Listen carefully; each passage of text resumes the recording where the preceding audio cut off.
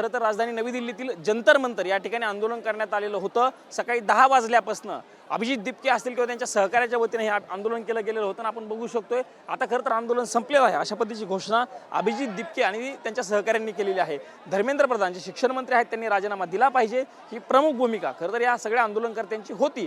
त्यांनी हे स्पष्ट केलेलं आहे की जर पुढच्या 8 दिवसांमध्ये जर धर्मेंद्र प्रधान यांचा राजीनामा दिला गेला नाही तर याच्यापेक्षा मोठं आंदोलन जे आहे ते पुढच्या आठवड्यामध्ये आमच्याकडनं केलं जाईल अशा पद्धतीची घोषणा खरं तर या सगळ्या आंदोलनकर्त्यांनी केलेली आहे। आपण बघू शकतोय सोनम वांगचुक असतील किंवा इतर काही अनेक जे लोक होते ते या ठिकाणी आंदोलनासाठी आलेले होते। हातामध्ये तिरंगा झेंडा असेल आणि घोषणा ज्या आहेत त्यांच्याकडनं दिल्या गेलेल्या होत्या। नीट पेपर फुटीच्या विरोधामध्ये खरं तर हे आंदोलन कॉक्रोच जनता पार्टीच्या वतीनं केलं गेलेलं होतं आणि या आंदोलनामध्ये अनेक लोक जे आहेत ते सहभागी झाल्याचं चित्र आपल्याला बघायला मिळालेलं होतं। विविध क्षेत्र हे विशेष आहे, फक्त ज्यांचा पेपर फुटलेला होता ते पालक असतील किंवा तरुण आलेलेच होते, पण ज्यांचा या क्षेत्राशी संबंध नाही अशा IT क्षेत्रातील देखील काही तरुण या ठिकाणी आले होते। असेच एक तरुण माझ्यासोबत आहेत, ते बिहारचे आहेत पण ते आंदोलनासाठी सहभागी होण्यासाठी आले होते। स्वागत है आपका TV9 मराठी में। जो आंदोलन हुआ उसके बारे में आपकी राय क्या? जी, मैं आंदोलन के बारे में ये राय रखता हूँ कि सत्ता पक्ष अगर एक के बाद एक गलतियाँ करती जाए, अपने आप को सुधारे नहीं, एक के बाद एक उस पर कुछ एक्शन ना ले तो आंदोलन होती रहनी चाहिए।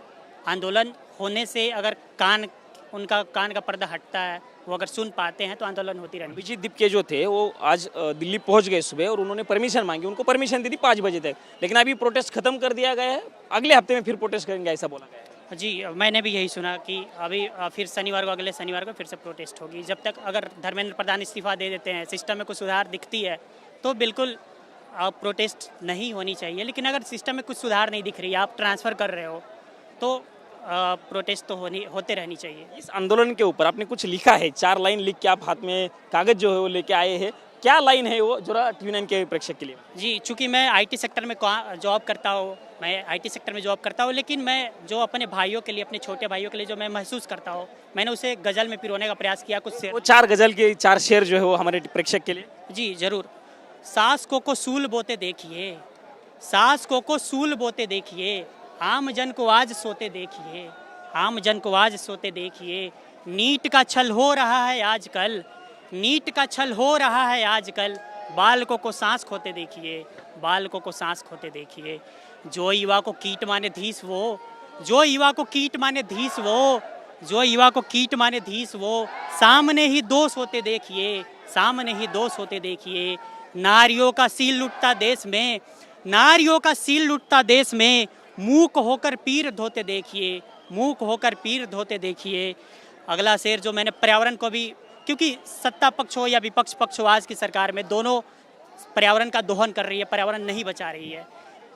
तो मैंने एक शेर लिखा था, लूटते हैं जो धरा की गोद को, लूटते हैं जो धरा की गोद को। पैर सारे आज रोते देखिए, पैर सारे आज रोते देखिए। तथा अंतिम शेर है, मौन टूटे शोषकों के राज में, मौन टूटे शोषकों के राज में। पापियों को पाप धोते देखिए, पापियों को पाप धोते देखिए। बहुत धन्यवाद। बघू शकतो हे खरं तर आंदोलनाला सपोर्ट करण्यासाठी आलेले होते आणि त्यांनी 4 ओळींचा एक शेअर लिहिलेला आहे। ज्या पद्धतीने नीटचा पेपर फुटलेला आहे त्या नीट पेपर फुटीवरती आपल्या भावना ज्या आहेत त्या या युवकानं शेअरच्या माध्यमातून लिहिलेल्या आहेत आणि या झेंजीच्या जे कॉक्रोच जनता पार्टीचं आंदोलन होतं त्या आंदोलनाला सपोर्ट देण्यासाठी ज्या पद्धतीनं देशभरातनं विविध ठिकाणावरनं तरुण आलेले आहेत त्या तरुणांमध्ये हे एक तरुण आलेले होते आणि त्यांनी आपल्या भावना ज्या आहेत त्या शेअरच्या माध्यमातून व्यक्त केल्याचं चित्र या ठिकाणी आपल्याला बघायला मिळालेलं आहे। कॅमेरामन विनोद कुमार सह मी प्रमोद जगताप, TV9 मराठी, नवी दिल्ली।